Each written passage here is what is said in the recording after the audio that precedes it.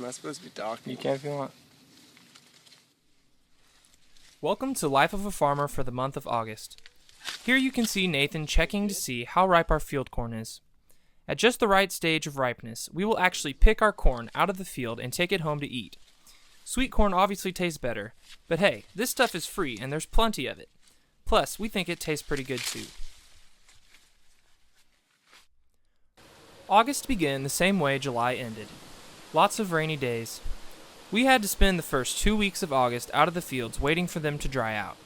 This meant that we had to find other jobs to do. Alright, so we are here, Peterson Farm and Livestock, and it just rained. And so we're getting ready to feed the cattle. And this is one of the things that we have to do quite often at Peterson Farm and Livestock.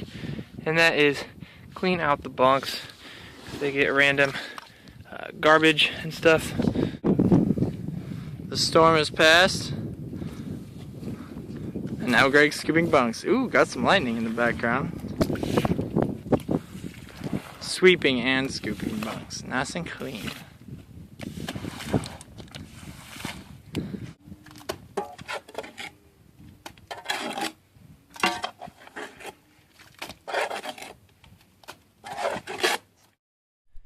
Another job we did was to pour concrete. Pouring concrete for us was essentially a maintenance job. Here you can see us removing the old cracked concrete in our trench silo to make way for the new.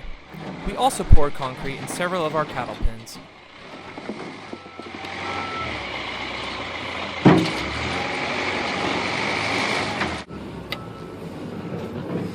What are we about to do, Nathan? We're about to pour some concrete. Where? In the trench silo where we put our corn silage in not very long from now. Right. You are correct. After digging the hole, we then level out the ground and set up some rebar for reinforcement of the concrete. After that, we call a cement truck to come and pour the concrete into the hole. We then spread the concrete evenly into the hole.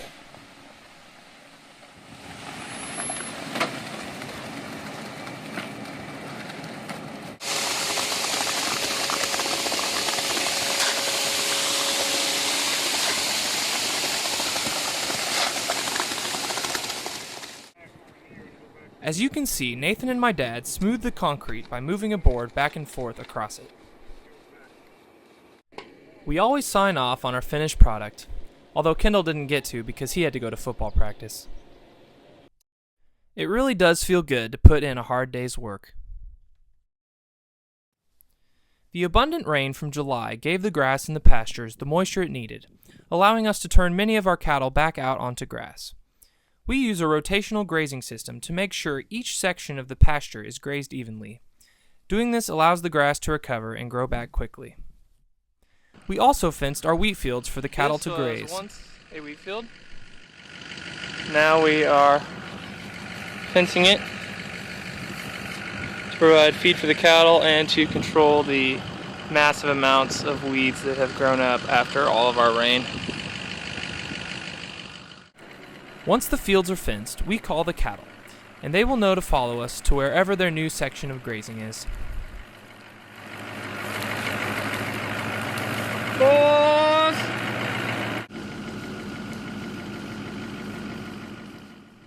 Weeds may be evil to farmers, but cattle sure think they are tasty. Once the cattle are done grazing, we'll load them up into the cattle semi and take them back to the farm. We also do this the old-fashioned way, as you will see in the next clip.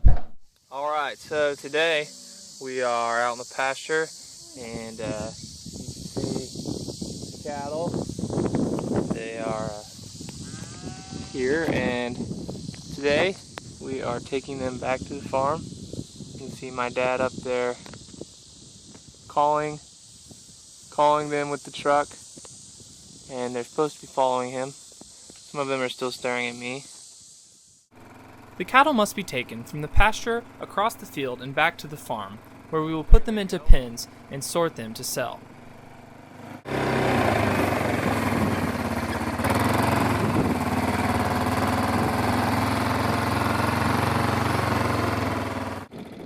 My dad is out in front of the herd and calls the cattle in his truck. My mom and I stay back and encourage the slow-moving cattle to move a little faster and make sure none get separated.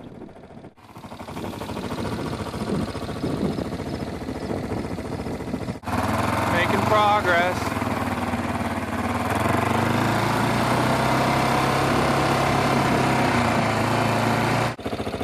We're really close now.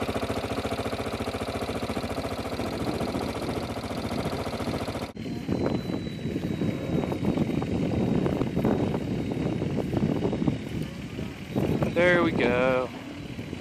We did it. Got all them cattle in. That's what I'm talking about.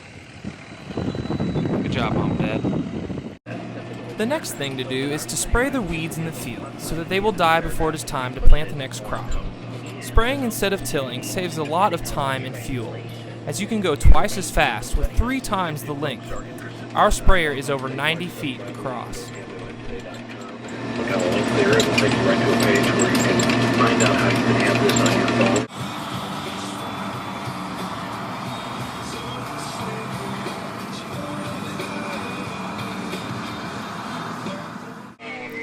The excessive amount of rainy days also forced us to chop our alfalfa hay instead of baling, as it was never sunny long enough for it to dry all the way down.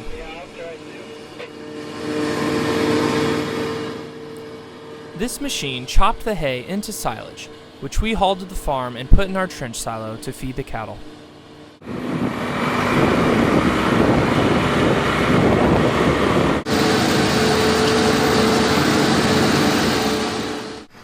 The end of August signaled the beginning of corn silage harvest, our second busiest time of the year. We'll tell you more about that in our next monthly video. Thanks for watching!